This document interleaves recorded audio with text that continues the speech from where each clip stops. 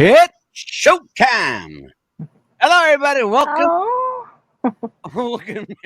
oh, how cute! Oh, Look that at threw me off guard. It's showtime indeed.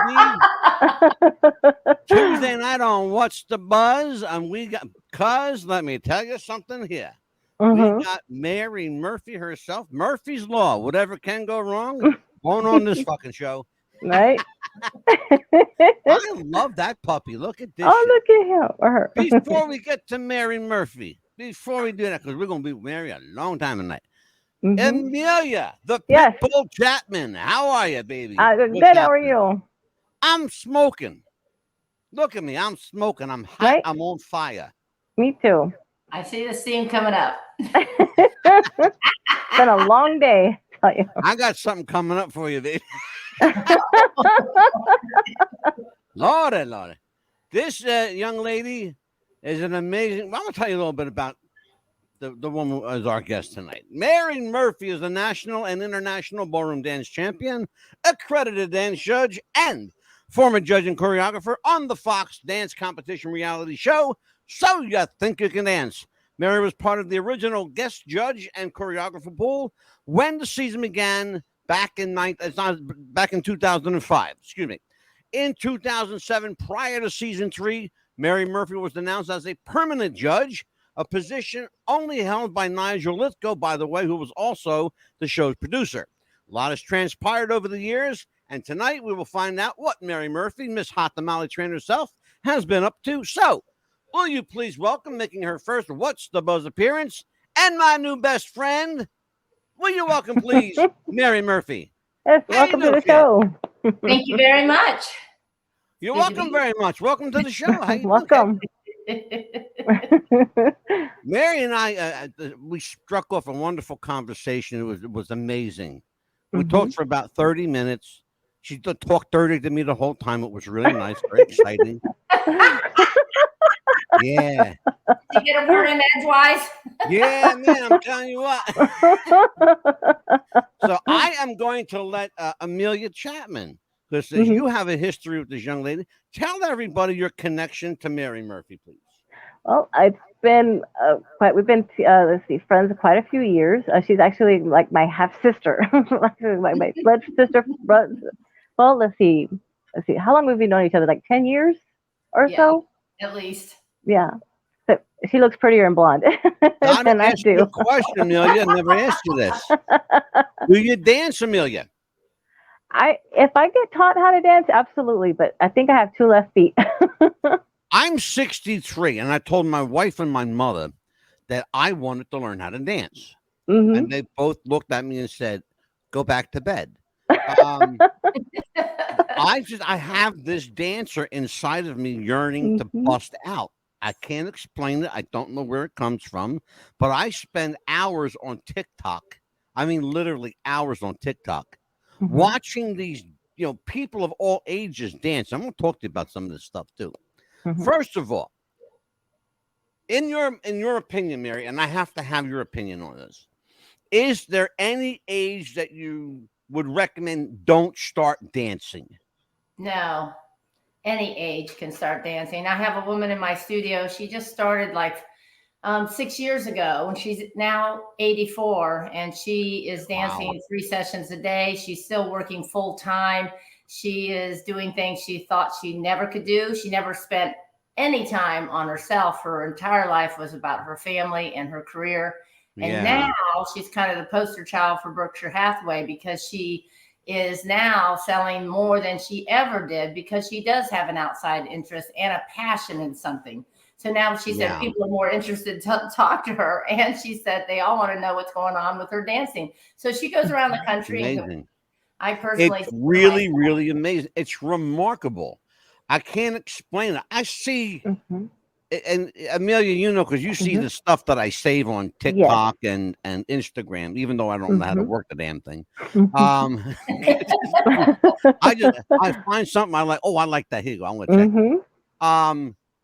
There are young kids like 8, 9 years old, like doing the tango and the merengue and these sensual dances. It's a little uncomfortable. I'm going to be very honest with you. For me, And I'm not a prude, mind you, at all.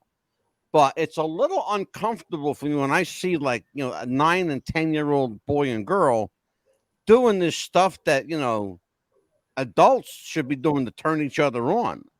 It's a No, I little don't think you see uncomfortable for kids me. doing anything like that are at that age. From 5 years old to about junior one and a little bit older, there's so many regulations now in place if they're competitive ballroom dancers that the steps that they're allowed to do, the costumes are not allowed to have any embellishments up until I think by the age of 10 or 12. And then after that, they're allowed to have embellishments. But it's a really bad teacher if you're seeing something like that, because nobody's going down that road. And we're all heading towards, hopefully, there's a lot of work in progress to become an Olympic sport. Breakdancing is just joining the Summer Olympics this next Summer Olympics, and that's the first dance that's going to be put in. But we have a long way to go in ballroom, I think, to get there. And mainly because, honestly, it was more geared right now, at least in this country, it is a white sport, and we need to be inclusive of everybody. And I think that's why breakdancing it's more urban. It's done around the world. And we are slowly getting with it in ballroom as well. And so I have kids of, every ethnicity and that are ballroom dancing now from 5 years on up. So hopefully someday it will be recognized. It's fascinating.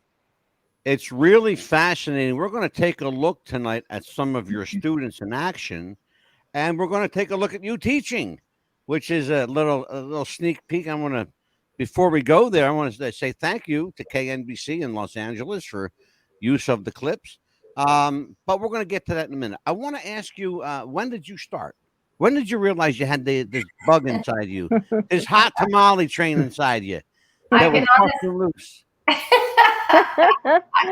honestly tell you, I never dreamed of this life. I grew up with 3 brothers, and I was the 4th boy, and I wanted to do everything they were doing and what I was allowed to do. At that point, and all those years ago, we only were allowed to do track and field as women in my school. It wasn't until my senior year that we were allowed to play basketball and volleyball. And of course, I've joined that too. I would say growing up, besides going out into the swamps and going fishing and, muskrat hunting and stuff like that, that I was really the essence of a Huckleberry Mary. We had a canal and a river that ran through my little town, and that's what felt good to me, running around with no shoes and being on the canal. Bit of a tomboy, yeah? Yeah. Oh, wow. Just a bit. If you could just see the picture of me getting my communion, it was like... I find that hard to imagine. You're so elegant and refined. Until I had to go to work in college. And even then, I went to college in physical education. There was no dancing going on in my town. It was more like Footloose. A lot of religion, a lot of sports. I read a little bit about your childhood and growing up. Dance competitions where you grew up were, slim and none. None. Yeah. Absolutely none. Our school dances or our proms were a bust. How did you discover dance then? Well, where did you have to go to discover dance? I mean, you had to find an outlet somewhere. In college, it was like an elective I had to take, and I took modern dance. And so I liked it. And so I took as much of it as I possibly could. And there was one ballroom class, but I didn't really like that either. I was married at a very early age, and he moved me to Washington, D.C., and I walked into a ballroom dance studio for a summer job. Still did not like it. It was not really a school that was about dance. It was more, let's just say, they were more about finances than they were about teaching people to dance. And I was going to leave. And the manager said to me, he goes, I want to take you to the United States Ballroom Championships. I think he could feel that I was going to quit. And I was. And I said, yeah, I'd love to go see that. I've never been in New York City in my life. I was just even nervous about going to a bigger city than Washington, D.C. Sure. And I got up there, and it was just like a movie. I walked into the room about 10 feet. I wasn't even seated. I hadn't watched any events, didn't even know what was going on. There was about 35 couples swooping across the floor and dancing. Right. And it hit me like a lightning bolt. I felt it on a cell, like it started at my head, went all the way down, just kabam. I looked up at the people that brought me. I said, I'm going to be the United States champion and I'm going to be a professional ballroom dancer. And they started laughing at me. And they said, well, I'm just hoping you'd stay at our studio. Who's laughing now, Mary? Yeah. Right? Oh, we have somebody in the chat room. Here you go. They can't believe it, I'm sure. So when we have a gentleman in the chat room named Stephen Plim. I know who Stephen Plim is. He says, love her. I studied under John Gregory from 20th Century Fox. John was a dance teacher to the stars. We'll talk about him. Do you know who he is? I don't, but I think I'm reading his credit right there. Was personal manager to Errol Flynn, groom talent like Judy Garland, Nikki Rooney. Wow, okay. Mr. Plim is a gentleman that handled Jerry Mathers, Adam West, Joe Fraser, Tiny Tim. His claim to fame is he was Tiny Tim's manager. Is that right? Yeah, he's for real. He's a dear friend of mine. He's a very dear friend of mine, Steve Plim. And he's got talking about manager to the stars. This guy's handled them all. I want to talk to you about the etiquette of dance. Now, back in the 80s, there was this boom going around called break dancing. Yes. And now we in fact, before we went on the air, we talked a little bit about it being an Olympic thing now. Yeah. Break dancing was considered outlaw at the time. Yes. Is that right? Yeah. Well, I'll tell you how I know about this. My background, I don't know if Amelia told you, my background is professional wrestling. Imagine that. We got the wrestling t-shirt. Right? So, and in very much like, some promotions that we called outlaw promotions, the enticement of it being outlawed drew you to it. Breakdancing was getting people from all walks into the breakdance movement. I remember one woman particular, you might remember her. Her name was Lucinda Dickey. She was an actress dancer.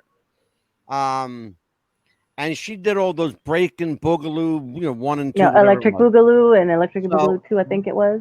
Yeah, but now you got the B-boy thing happening, and you got other variations of essentially breakdancing, right? Why is it? Now, here's the question, because it's a kind of long-winded way of asking, but why is it that dance goes in cycles like this? Has that always been the norm? Yeah, I think it has always been the norm. I think during the war, when people started picking up the Lindy Hop and in the 50s dancing, the swing and the cha-cha came to life at that point in time in our history. There's always been something that comes along every so often. I don't think we've ever seen anything like the 70s and the hustle era. And unfortunately, I was hitting, just finding a ballroom dance studio right at the very end of that before some DJ said disco sucks and things started to crumble around disco. But for me, it was so exciting because I went out to the club. It was right towards the end every single night. You didn't have to know anybody. If you knew how to dance, you'd dance all night. And then at 2:30 in the morning, you'd go someplace else to dance. And then you'd have breakfast, go to sleep, go to work, and then do it all over again. And the numbers of people and the numbers of men that got into dancing at that time, almost every single dancer, male dancer that is around my age, they all said that they got into it because of, Saturday Night Fever and dancing, and they figured out they could probably pick up more women if they knew how to dance really well. Well, you sparked a question, Mary. You had the Saturday Night Fever era in the 70s. Disco was the thing happening. Disco bled into the 80s for a little while, for a short term. And then there was the kill disco movement. Everybody got on that bandwagon. um, Again, this, big orchestrated music to big orchestrated dances. I remember one film in particular that really highlighted the dance of the day. Thank God It's Friday. You remember that one? Yep. Yep. And that was a hell of a dance movie, because even if you didn't know how to dance or couldn't dance, you found yourself bebopping to that music. I was the best chair dancer in New Jersey at the time. I could tell you that for damn sure. I heard that. Yeah, I am. It did get around. Amelia will tell you. She's told half the country by now, I'm sure. So it goes in cycles. Now, I talked about dance etiquette a little bit. Is there such a thing? And I've heard this term, and I don't know if it's a real thing or not, but a term I heard called dance etiquette. Explain to me what it is, or if it is, what is dance etiquette? Well, of course, with kids, we teach a proper dance etiquette and manners, and you see those around, in every city has them. And they Right. teach the kids manners, how to ask somebody to dance, how to hold somebody properly, how to lead somebody in an underarm turn without giving them a boob graze, things like that. And even today in salsa communities, I know that we teach that in our school as well. That kind of went out the window when Lambada came into town. And that went out fast. And it went out fast because people that were coming in for a group class didn't necessarily want to be bumping and grinding with somebody that they didn't like or didn't know or didn't want to or didn't even have a couple drinks with. It was just not, It wasn't a good fit. I had a feeling, I jumped on the bandwagon for just like a nanosecond during the Lambada days, but I said, this is not going to last. People are not going to like this. Certainly salsa is certainly coming on strong. Bachata now, which is a little bit of a slower dance, because not everybody can dance the fast salsa. And then we have the dance etiquette about what it's like being in a ballroom. You go counterclockwise around the room. Yeah. You don't go the opposite direction because you're just going to be killing everybody along the way. Those are kind of things. Usually never say no to somebody when you're at a ballroom dance party, when you're dancing. That was one of our etiquette things that we have in our school too. But we've also, one of the blessings that came out of COVID, at least in my own school, is that I started doing ballroom line dances and making people stronger without, having to rely on anybody's lead or follow or anything. And we're still doing it now. And I think we'll always have that in my school now, because so many people never have to sit out a single dance if they don't have a partner or they haven't been able to get up enough courage to go ask somebody. But we try to make the ballroom world inside a ballroom. I have an etiquette question for you. Yes. Is it okay to not give a shit what you look like out on a dance floor? Yeah, I don't think you have to. For me, I am happy to see people just dancing any kind of which way they want to be honest with you. And I think other people are always drawn to it. I think it's human nature. If I'm even at the mall and there's some kids starting to dance in the middle of the mall, I'm going to start looking. I think whether somebody's a good dancer or a bad dancer, it doesn't really matter. The fact that they enjoy the music and enjoy moving. I think we were naturally born that way. If you watch almost any child and you put on music and they're an infant, they will start moving to the music instinctively. It's someplace along the line, and I think in our culture that we scare it out of people, or especially young boys, that, oh my goodness, well, they might be gay if they start dancing. Hysteria that went along, it was around for a long time. There's still a little bit of that, certainly where I come from, you wouldn't have your kid doing, especially a boy doing dancing. There wasn't People have very short memories, Mary, don't they? I mean, you'd be hard pressed to call Gene Kelly or Fred Astaire, sissy boys. Exactly. Without getting your ass kicked, for sure. I mean, now we see, to be honest with you, the majority of the professional dancers in this country today are actually straight. So that is absolutely, a wrong idea about you can't make anybody gay, as far as that goes. And certainly I've had long chats with a lot of my friends that are, when they knew and everything else, and did dancing have anything to do with it? And they're like, absolutely not. It has nothing to do with it. Oh yeah, Mary, anybody. I'm going to make you a very happy individual tonight, Mary, because I'm going to turn it over to the pit bull, Amelia. Pit bull Chapman. No, I can understand what you were saying, because no matter how old you are, you could be happy. Because I remember at the dance competition where where we met as well, even with Michael.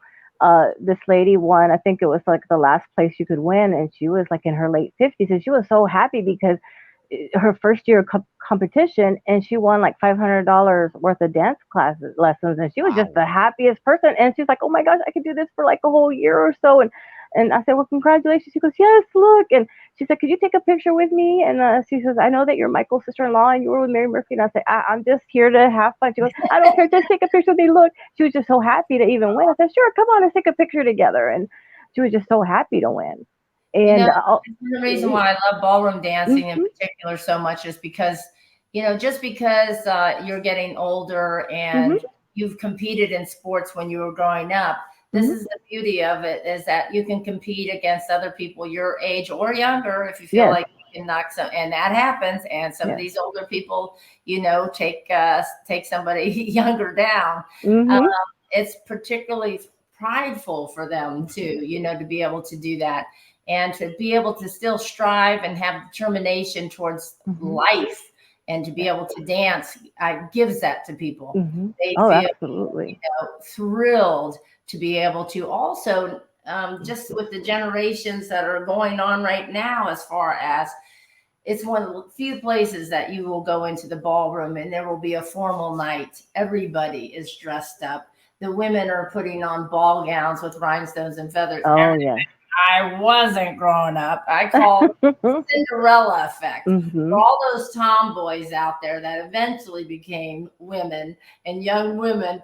And at a certain age, I call it, me and my other girlfriend, who were both tomboys, I said, it was a Cinderella effect. All of a sudden, we started caring about our nails or our makeup or our hair, the way we dressed, and we felt good about it. And so these women that also, and men that get to dress up in tuxedos, one of the last places that you can, especially out here in California. Let me tell you, we are California casual. Yes. People that don't go to, I see it more on the East Coast when I go to New York and Boston, Washington, D.C. People still in suits, women still dressed up. Women, oh my gosh, they're still wearing high heels. Good Lord. We're in flip-flops. Yeah. And I was like, oh, yes, I get to dress up for a day, You're not dressed up ever. And so people still live out that golden age of what it was like to be glammed and to roll across the ballroom floor and feel elegant and beautiful. Mary, when you think of elegant dance, what's the first film that comes to mind for you? Oh, certainly it would be a Ginger Rogers and Fred Astaire movie, any of their movies. It was just, to me, they just floated across the floor. And, it doesn't have too much to do with what the ballroom technique, so to speak, is today. But it was just their connection with one another and the glamour of it, and just the constant twirling. And it just, it was so romantic, I thought. You mentioned an interesting word there. No, you said the movie up there. Oh, yes, right behind you there. Absolutely. Yeah. And why is it, right? Why is it that people want to learn the quick step right away? Why is it that everyone wants to learn the quick step first of all? Oh, I don't know. Not too many people. I've noticed that. I learn that first. It's because everybody's like, I ask them, I say, why do you want to learn the quick step? I mean, it's so pretty, I guess. It's so fast. At first 20 seconds, I get tired. Yeah, it's kind of like running a race. Do you really think that people want to learn the quick step first? I've heard a lot of people want to learn the quick step. That's the first step. That's fascinating to me, because that's like, it looks difficult. Yeah. It looks very technical to me. Yeah, it's not the easiest dance, and it's not one that I ever teach first, and especially to beginners. But if a wedding couple comes in and they tell me that they want to do quick step, I'll say, well, if you give me the time, I'll Mm-hmm. be happy to teach you. But if you think you can learn the quick step in 3 lessons, we can forget about it. Yeah, I'd be Mary, tired in something 20 like that'll seconds. put me in the hospital, kid. I got news for you. Jesus. So let's play a little clip here. And first of all, a thank you to KNBC in Los Angeles for the clip. This is Mary Murphy doing what she does best. And check this out. Oh, beautiful. Mary Murphy There's a quick step. dancing her little heart Yes. away. Now, Mary, talk to me about that little snippet we saw you dance. What is the name of the dance, and where was the competition? Gosh, I can still remember where that was. That was called the Northwest Star Ball. It was in Seattle. And I don't believe I did. That other number was a quick step, and that was with a different partner he was named Bill Milner. The first one was Jim Desmond. And I don't know where that other one was at. And of course, that was the Northwest Star Ball. What we're seeing here is you're teaching a class. Yes. And where is this class? Is this your school? No, that was the first season of So You Think You Can Dance. And that was the year that we had 50 contestants. And this kid, oh my gosh. Wow. Ryan, I still remember his name. His hair was so spiky. He scared me at first because I've never been around a street hip hop kid. And he had all these chains on, and his hair was like just like it was like hard rock. And so because I had told them all they needed to go down and brush their teeth and put deodorant on because we were going to be doing Foxtrot that day. And I said that you were going to be up close and personal. And the network at that time, they had said that I was going to be a tougher judge than Simon Cowell. And look what I'm doing to these kids. To me, it was simple. Yeah. I was like, are you kidding me? No, I was. There was some controversy about this young man here. Previously in the other shot, he had a blue shirt on. It wasn't. Here he is, Brandon Jones. Some controversy about him, whether he was what you were looking for on the show, build wise, because he's a large kid. Right.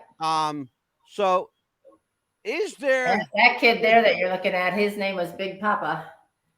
Is there a type that they look for? I mean, you don't see large people, generally speaking, on dance programs. No, but believe me, there are large people that can really dance. So I don't think that's necessarily that we would rule somebody out. It's just that, especially, it just depends on what their talent is. So these kids were probably hip hop dancers, and they were amazing at what they did. And so that I will fight for somebody to make it into the show, even if they don't do as well in other styles, because if they're brilliant at what they do, they must go through. Do you take it personal when somebody doesn't make it that you've trained or that you've coached along? Is it hard not to take it personal? No, I don't think I took it personal. It's not easy because you want for somebody that has given their life to in working out. But most of the kids in the show that have tried out from my school have, I didn't feel like they dedicated themselves. We have now children that come to this show that said that they have done everything in their power since the age of 3 to be on So You Think You Can Dance. That is a new dance warrior, we'll call it, that they are training in all styles. I wish they would go back to doing more ballroom on the show, because ballroom's a little bit more expensive, than the other styles to take. So they don't, and there's so many ballroom dances, they can't train in everything.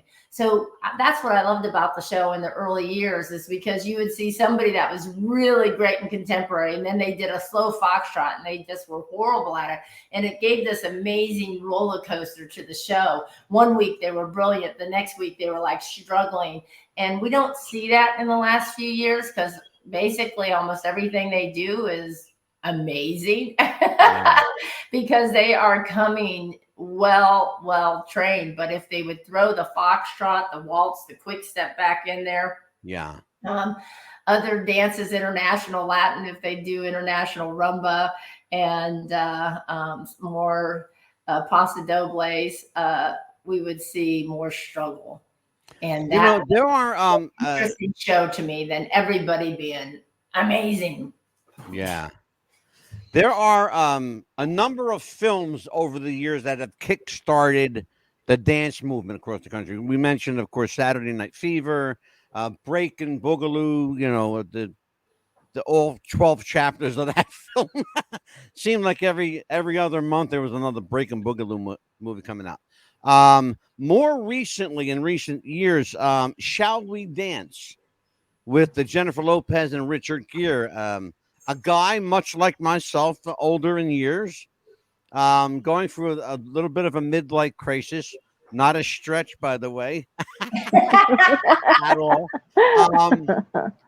But in the film, the idea was that this guy was trying to find a creative outlet, and he saw this woman dancing, and he actually didn't see her dancing. He just sees this woman standing in a window, right, and finds himself in the world of dance at Miss Mitzi's School of Dance, the fictitious dance school and film. Right. And I asked you a question off camera. Is it too late for somebody to learn how to dance? And you said, honestly, no. I'm 63. Okay. So there you go. I think you might have me by a year. I'm not sure. But at my age, and I'm not a thin fella, I'm about 190. Large and in charge. But a guy like me, how would dance benefit me physically and health wise? Well, everything, of course, anything that you do physical is all tied together with the brain, and will improve your mood. Of course, it's going to burn calories. Like if you were to take a salsa dance class and then get better, I'd end up in traction. Yes, you can burn up to 500 calories for an hour. So there's many benefits to it.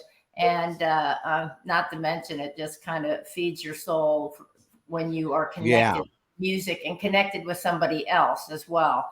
We are going into an age, and I think we all know it, that we are going into an age of a disconnection, and everybody on a phone and everybody on a computer. And the fact is it's less and less now, and it's concerning. We have seen studies of I don't know if you've heard about Mad Hat Ballroom, about watching children in the lower income district come together and have to learn how to dance, and how they hated it in the beginning, and now how it's grown to be a big inner city competition, and how all the kids have to get along and how they're dancing with one another. That same dance instructor took this idea back home, and he was originally from Palestine, and he took 8 couples from Israel and 8 Palestinian kids, teams, and brought them together in a ballroom. And the look on each other's face in the beginning, the hatred, because that's all they've ever known, is that you're to hate somebody from Palestine, or you're to hate the Jewish. And so by the end of the 8 weeks, it's just amazing to see these kids all laughing and playing and dancing with one another. There's a great power that goes along with dance. Many people who are suffering with different ailments and different situations, and myself, early on, it saved my life getting into dance, because I was in a very abusive relationship and marriage. And had it not been that I absolutely just found dance, I'm not so sure I'd be here today. Yeah, I read a little bit about your life. People don't realize this. I want to just pull back the layers of the onion just a tad bit without revealing too much. You've had a hell of a run, kid, a hell of a journey, to say the least. You know, you've dealt with your share of abuse, both mental and physical. Being bullied. I'll use that a kind word. Say bullied. Yes. It sounds better than tortured, but bullied by any standard is still torture. But you've come through it with a smile and a better than average bank account. So the people that did these things to you can go piss off, and you can have the last laugh. Amelia, I'm going to bring you up the bat, kid. Well, I would just want to say, yes, ma'am. It took me a lot of years to really get the full scope of that. I have to thank at least him personally, because if it wasn't for him, I wouldn't be the person that I am today. I would have never been on So You Think Dance. I would have never been in found ballroom dancing, just because he moved me to Washington D.C. I can look back on it now and go, wow, there was a silver lining. I couldn't see it for a few years. I couldn't see it, but looking back now, I'm going, wow, I would not have the life. I would have not been the person because I was told a million times I would be homeless if I ever left too. And that still drives me today. I work like a fool nonstop all the time. Like I literally had to put myself in bed for a day or two just because I do all the work for my 32nd anniversary bash in my studio. And I have a big show and I do all the work, the cleaning, the everything, making the decorations, making the set. I do it. And it's because of him. I think I have that drive. I'm not so sure I'd be that way. I think I could have been a lazy bum maybe if I didn't go through that. I'm not sure. I'll just let people know that just let people know when I spoke to Mary a couple of weeks back in preparation for booking her on the show today, you were just getting over COVID. You were sick as a dog. You were sniffling. You were coughing, but you said, I'll be there somewhere or another. I'll be there. And you said, well, because I have to teach. And that was the kicker. And I have to teach. That was the thing. You won't give up. Dedication. Yes. It's absolute dedication, or you're just a glutton for punishment. No, Mary's going to do everything she can to teach. She will not give up. She is a teacher first. Well, Amelia, hop on it. You are up, yes. Kiddo. Absolutely. Yes. What advice would you give someone that's wanting to get into ballroom dancing? Well, I depending on what city they're in, I would certainly go around, and most dance studios give a special, and you can go in and check out all the different studios. And if you see people that you like the way that they dance, then I would pick that studio. But I would definitely check them all out first. And see that, Angelo? That was for you. That was for you. I've been in touch with Miss Mitzi. I'm still trying to get Jennifer Lopez to teach me personally. Hey, see, he replaced you already, Mary. Look at that. It was 39 minutes. See, look at that. I'm working on it. Amelia, are you ready to play show and tell? And then I'll let you have some more questions. Show and tell, yes. Play show and tell. This is your favorite part. I know it's your favorite. Absolutely, my favorite part. Show and tell. On the show called Show and Tell. We believe, Amelia and I believe, that behind every picture there's a story. Yes. So I have a bunch of pictures. You want to do juicy tales? Why don't we do this before we do show and tell? Let's have a word from our sponsor. Okay. Okay. Mary, hold your ears, kiddo. Okay. Do you have sweaty balls or volleyball netty balls? It's time to make them ready balls. The Manscaped.com Lawnmower 3.0 will do the job and clean your knob with its patented no-nick head, so your head will function as desired. Enter promo code WrestlingFuture for a generous 20% discount That's enter Wrestling Future for a 20% discount. Manscaped.com and Wrestling with the Future, going balls to the walls with Manscaped.com and the Lawnmower 3.0. Your balls will thank you, and so will we.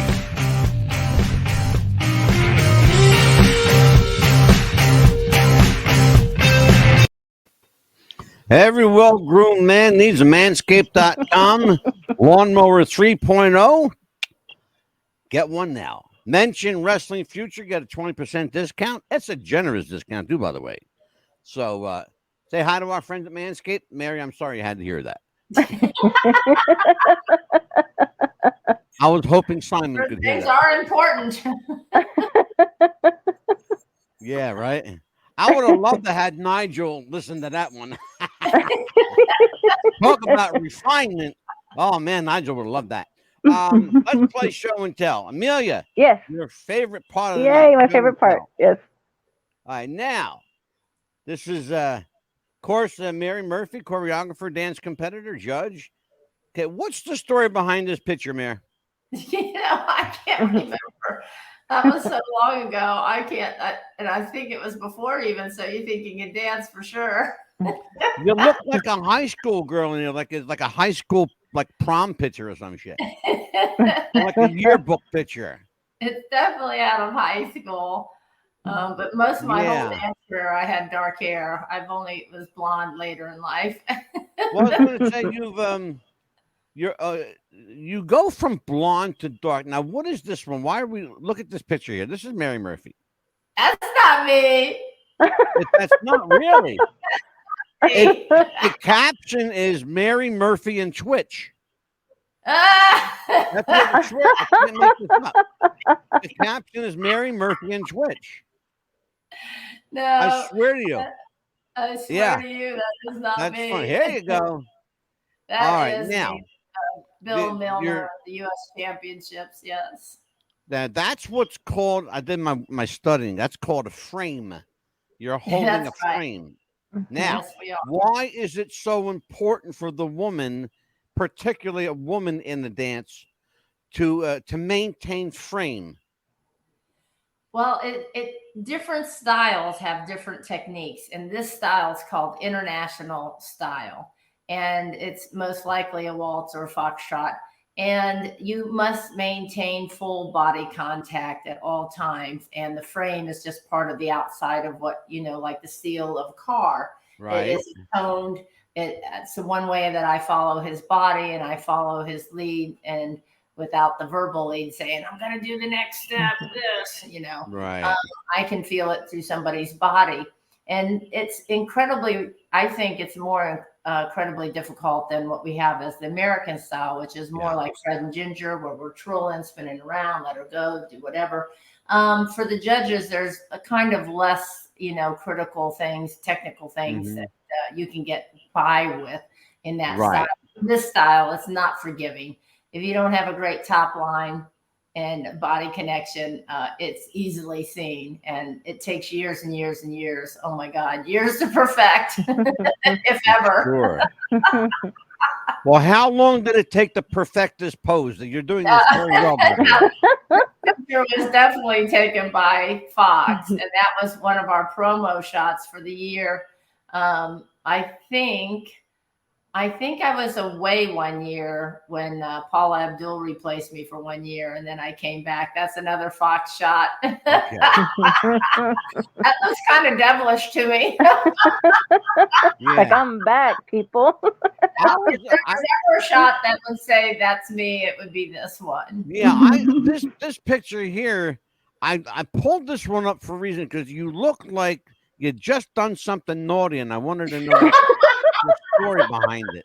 Like, they're not gonna catch Just me. stand like this, nobody will know. Like, I did it, but they won't know. Yeah, well, here you go. Now, Oh shoot! let's talk about this. You made. I think I might have liked something really a lot. There was you're known as a wonderful, beautiful, generous, sweet soul. There are a couple of people who took exception to this. One of them was a former manager. Yeah. Okay, so This one here, and I had to pull this up because I laughed when I read it. You've been called all these beautiful things, wonderful, sensitive, kind, but somebody says that you're desperate, drug addicted, childish, a nymphomaniac. I wish. Self-absorbed, a cocaine-fueled, demanding drunk, and that's just some of the stuff. Yeah, that How was does somebody get away with that without you suing the balls off them because for it was slander? used.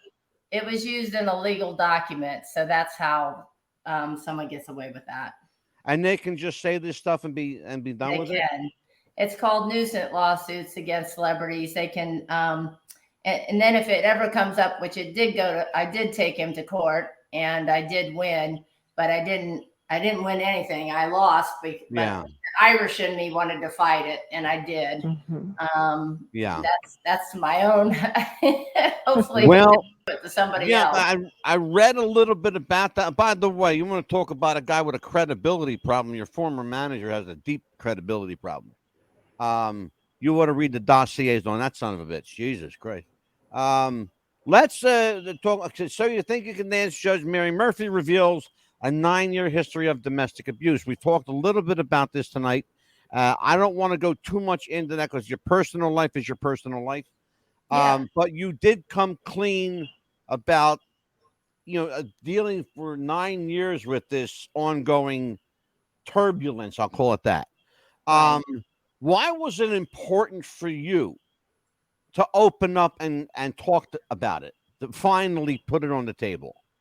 Well, a lot of people that have domestic abuse, number one, you're so embarrassed about it. And you also kind of have to store it someplace. It's either going to come out one way or another. For me, I was able to dance and store it in a part of my brain. Right. But at some point in your life, it's definitely, if you don't deal with it, it's definitely going to affect you. And at one point, I felt like I did not want to die without him knowing that I let everybody know this, that you don't get away with this. Maybe you get away with it, but you're not off scot-free. And it's out of my house. It's out of, I have let it go. I have forgiveness. You don't get to live inside of me any longer. You don't get that kind of quality of life over me. And it was very empowering. And it was still, I went out and I did some talks on it. It was still unbelievably difficult. I couldn't believe how hard it was to actually talk about the actual things that happened to me. And each time it gets a little bit easier. Yeah. And there is an amazing amount of freedom that came with that, and a release that, and you march along life with traumas that have happened to you, whatever it may be out there. And you think, oh, I look at me, I'm doing this, I've become a champion, I'm on television now, blah, blah, blah, blah, blah. Yeah. And still, there is that, it still has you. Yeah. And that's aggravating. And at some point, if you're willing to let it out and let it go, it will release you. It doesn't erase it forever, by the way. Right. There is still things that can trigger me. But I get over it much quicker, and I know where it's coming from. Well, and I think you used a beautiful word, empowering. Yes. That when you take control of the situation and you feel like you've actually gotten a hold of it, as you just stated, it becomes easier to deal with each succeeding time because it's not somebody else doing it. You are bringing the spotlight on it so you can deal with it your way. And that's the empowering part of it, dealing with something on your terms, which is critical. Because your story could help somebody else as well. This one here, there were 2 headlines. It said, Mary Murphy fired from So You Think You Can Dance. This was season 12, and they mentioned another season, I forgot. What happened? Because they cite creative differences. What happened here? That was another thing that happened with my manager at that time. And there was some ulterior motives, as far as what he wanted me to do and be on another show. Right. And I didn't even know anything about it. I had no idea. I thought I was still in negotiations, and I had to find out from Nigel when I called and said, "What's going on? I don't understand why."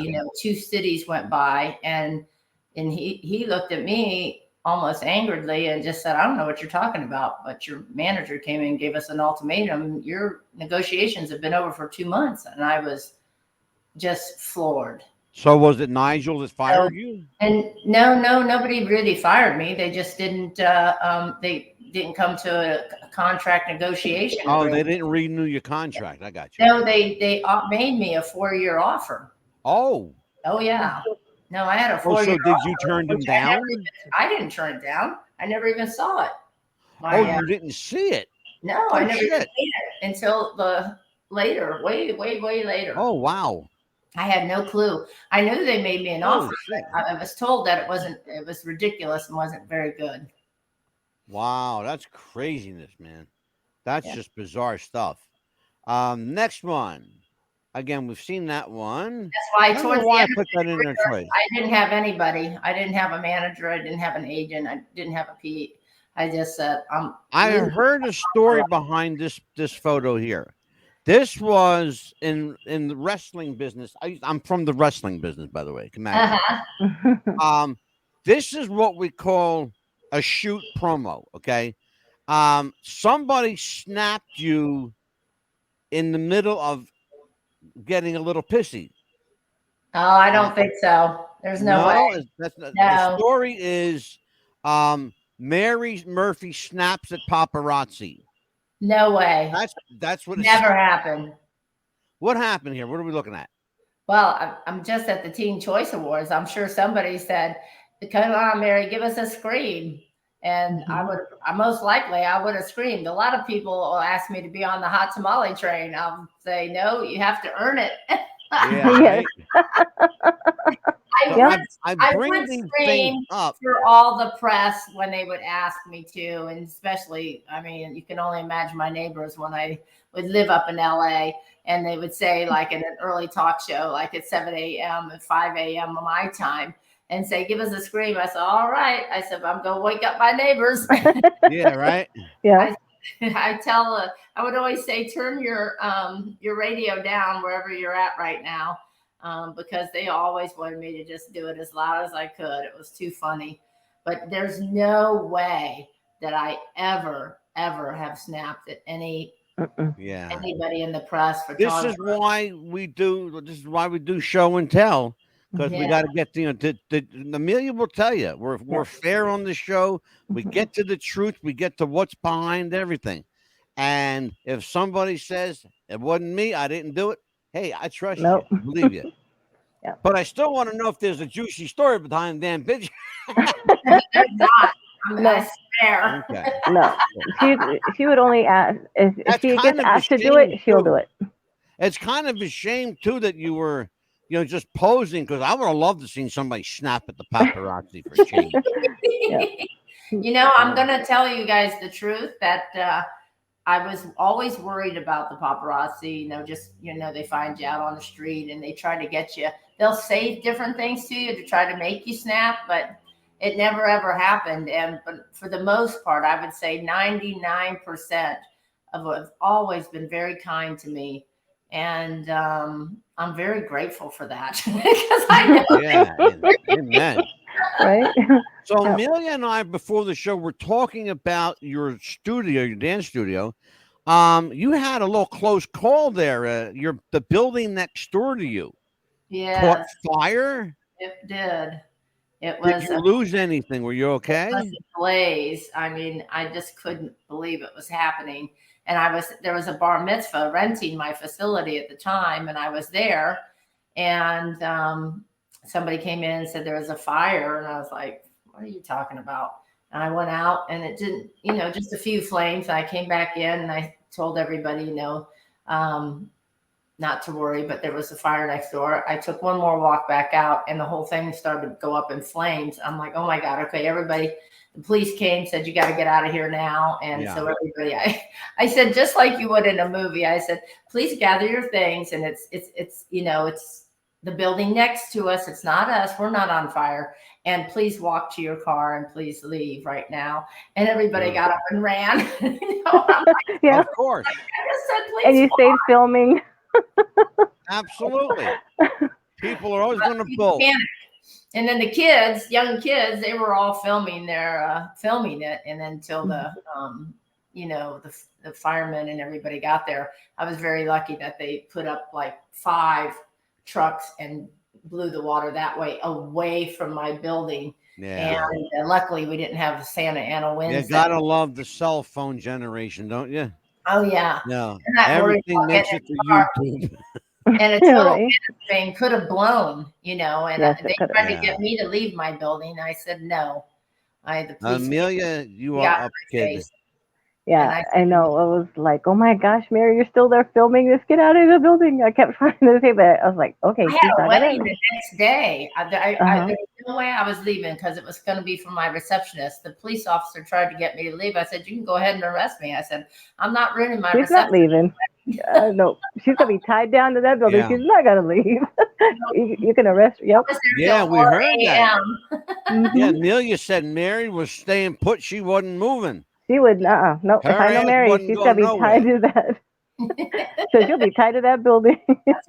So let's talk about celebrity.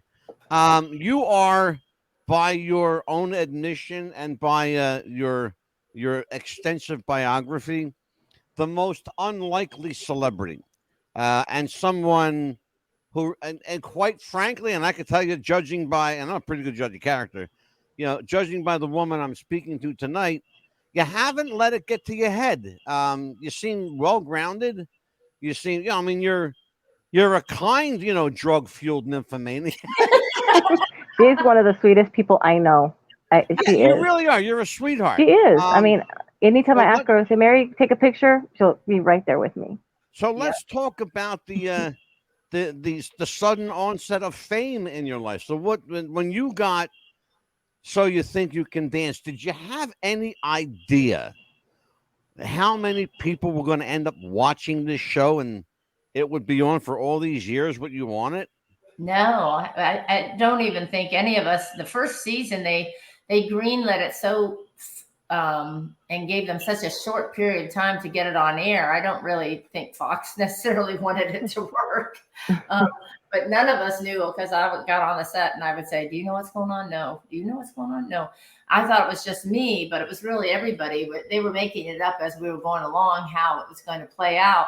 Yeah. And it just so happened, it just took off in spite of, not a lot of publicity. And it just became a huge hit. But I didn't really even really understand that till years later, that how big that hit was. Because I didn't really know what the numbers were or what was what or anything. Yeah. It was just, it was a lot of fun. I will say that.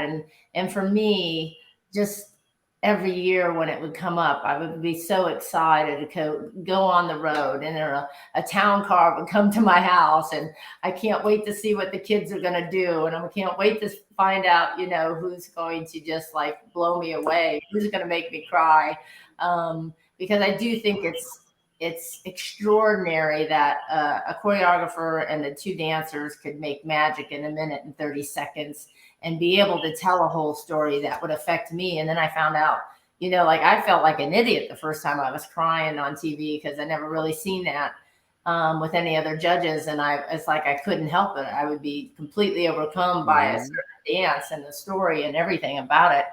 And then I found out people would write to me and they said, that made me cry, Mary, and I would be in some other country and somebody would say, that number, and then they were crying to it. And it was a lot of fun, I will say. And just seeing the talent that blew me away. I was like, I was like a kid in a candy store sitting there front row and center and being able to get paid to watch this. It was like somebody damn well pinched me. Well, that's the best part, isn't it? Along the way, I'd be like, I shouldn't be here. I felt like Forrest Gump, like in all these extraordinary pictures, and I got to meet, Prince Charles and Julia Roberts, but just all these people that you just go, wow, are you kidding me? Right. And I don't know. I just couldn't even believe that was my Well, life. let's talk. You mentioned Julia Roberts. Let's talk about dance doubling for someone. Mhm. It's, and I'm just going to be honest with you. Amelia and I have been trying to get Julia's brother on the show, Eric. In fact, Yeah. I spoke to his wife today. Everything has to go through his wife. Well, By the way, she played might be his Brunella manager, in Animal House. his manager. Sweet lady, very sweet lady. But let's talk a little bit about dance doubling for somebody, or doubling for someone in general. Were you comfortable in that role as a double? Did they? I mean, you know where I'm going with this. Well, that was my first job in Hollywood, period, before So You Think You Can Dance. Oh, okay. This was way back when Julia was like probably the hottest movie star in the world. And I was not even told who I was auditioning. I was actually dancing at the United States Swing Championships, and there was about 2,000 people there, and we were kind of doing an Elvis swing number. And as I came off the floor, this weird looking lady in a fur leopard hat and a scarf around her, green scarf and tight pants and high-heeled boots, put this piece of paper in my hand. I was so hot, I didn't even read it for a half an hour. I was just fanning myself with it. And then I looked at it and I said, geez, this is for an audition for a movie. And I said, oh God, we had just been up to LA 3 days in a row. It's not our cup of tea coming from San Diego. Traffic is horrible. I said, it's tomorrow. Do we really want to go back? So we went back, and there was like 150 dancers trying out for these two roles. And then we got called back again the next day. And I was like, oh my God, we've got to drive. And I started to learn in life that when I really don't want to do something, I seem to always get it. If I fight through it and walk through that door and go do it, I usually get something fabulous happens. And sure enough, wonderful. All back again. I had to go up 6 days now in a row, and now we're down to 3 couples. And then they finally told us who it was for. I almost keeled over. I was like, you got to be kidding me. And so they put the 3 couples in the can, sent it down to the director. The director picked us, and we had the right body types. We looked just like them from behind, or at least I did back then. I can't do anymore. Mary, let me say categorically. Let me say categorically, Mary, you look fine from behind.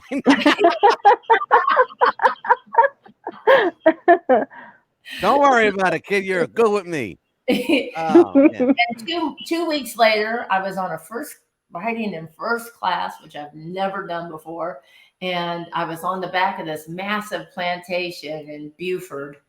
And it was a very, very close set. And at that time, Julia had like 3 bodyguards. She was married to Lyle Lovett. I don't know if you remember. Sure. Absolutely. I actually saw him last night. And so many people didn't believe that was true. So they were all trying to get in to see if they could validate that or not. And Dennis Quaid was in the movie, and Kira Sedgwick. And so it was just Robert Duvall. And Robert Duvall came in. We were teaching Julia and Dennis in a dance tent that was like 12 by 12 on plywood floor in November. It was freezing. We had a little space heater, and Robert Duvall popped in the first day and said, oh, I heard there were some ballroom dancers on the set. And he loves ballroom dancer. He was married to a ballroom dancer at the time. And he was actually also working on his film called The Apostle. I think I can't remember. Did he write that too? But anyways, he asked me and the other choreographer to go, and he took us out into the boondocks to this church where these amazing singers were like, it was that was for me one of the best spontaneous moments of my life, to be able to go there with him and listen to this amazing choir that I guess they just had performed for Clinton's.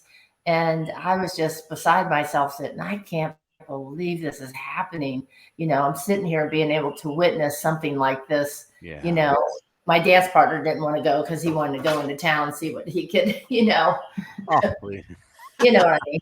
And I said, when I got back, I said, you missed one of the best things that's ever happened in my life. Yeah. I said, you missed out. Incredible. How has and invariably it all comes down to this. How has money changed you? Well, it didn't change me that much, because I'm going to be honest with you. I trusted a lot of people with that. And so I've had a lot of bad luck in people embezzling money from me. And people did build my trust for many, many years. It wasn't like I just said, hey, handle my money. And that was hard to get over, and the pain and the hurt that you have. That is just so foreign to me. I don't understand that. Okay. Now, I'll tell you how it can happen for like someone like me, that I'm not really into that kind of details. I hate that part. I'm a worker bee, and I was working so much. That's and the thing. I am being sent here and here and here and all over the world. And I was working the Canadian show at the same time. I was taking red eyes back and forth to Canada to film the show, going to hair and makeup without hardly no sleep, and do another show. And for a while, that was my life, just insanity. And I loved every second of it, but there was definitely, I think, will never understand how a person works so hard all their life to get to this position and then says, okay, handle my money for me. How do you do that? How do you give someone carte blanche over your finance? I would be my own booker. I'd be my own accountant, my own agent, my own manager. I highly recommend that. Yeah. Exactly. I know learned the lesson, and I do that the last couple of years. Mary, I got news for you, kid, on this, and I'll tell you straight up. I know a major celebrity right now in LA that does that himself. I believe it. And you know what? I've met different celebrities there that have had the same thing happen. I'm not going to say, because I'm not sure, but that they've made it public. Even a female artist that her own father embezzled her money, and I can't even begin to imagine how painful that must have been. It's just bizarre. It's just so bizarre. But this guy, he brokers his own deal. He agents his own contracts. He has full carte blanche over his own career. His idea is, look, it's my name, it's my work, it's my money.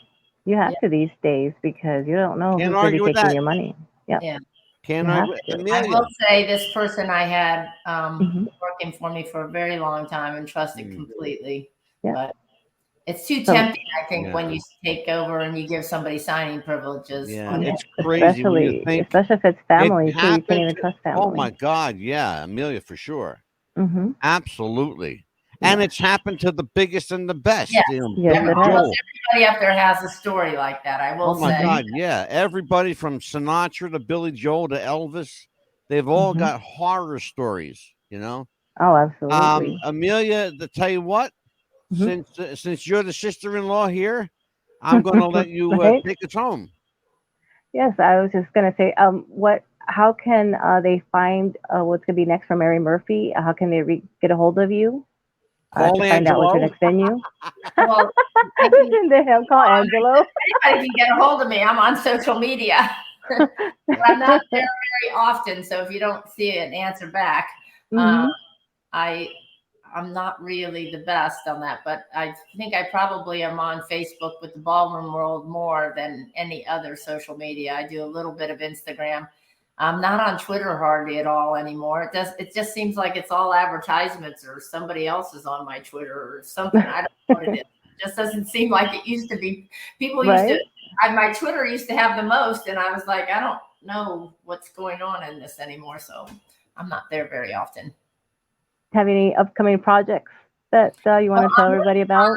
I'm working on myself right now, and I know how difficult, because I've pitched a lot of different shows over the years, but I am pitching a show that is a sitcom comedy on my ballroom dance studio, and a cast of characters that have been there for years and years, over the years of my 32 years of owning the studio.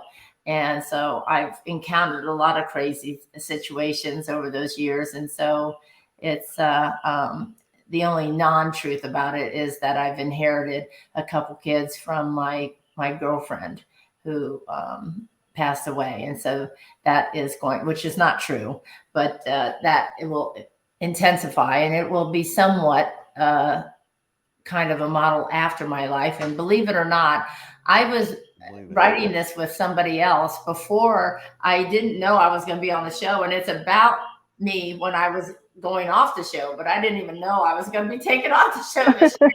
And it's about me dealing with going off the show. I'm back in my dance studio. I'm cleaning the toilets. I'm doing this and that, and I've got this crazy cast of characters, and somebody has my job, and it all came true. I'll tell you what, Mary, whatever we can do here to make this sitcom a reality, let me know. Oh, yes, absolutely. We will help out in any way possible. Just as a side note, as fate would have it, we didn't plan it this way. You can't make this shit up. Tomorrow night, season 17, the auditions, So You Think You Can Dance. You can't make this up. You just can't. I'll tell you what. It's life. Real life is too bizarre. Yes. Well, I'll tell you what, Mary. Let me get serious for a minute, and Amelia will tell you I'm hardly ever serious. Yeah. We would love to extend an invite to you to come back again and join us. Thank you. Just to hang out and bullshit and have a good time. All right. Absolutely. On behalf of the Hot Tomato Train, hot damn, Mary Murphy. On behalf of Amelia, the Pitbull Chapman, I'm Mad Dog DeCipio. We'll see you next time. And what's the buzz?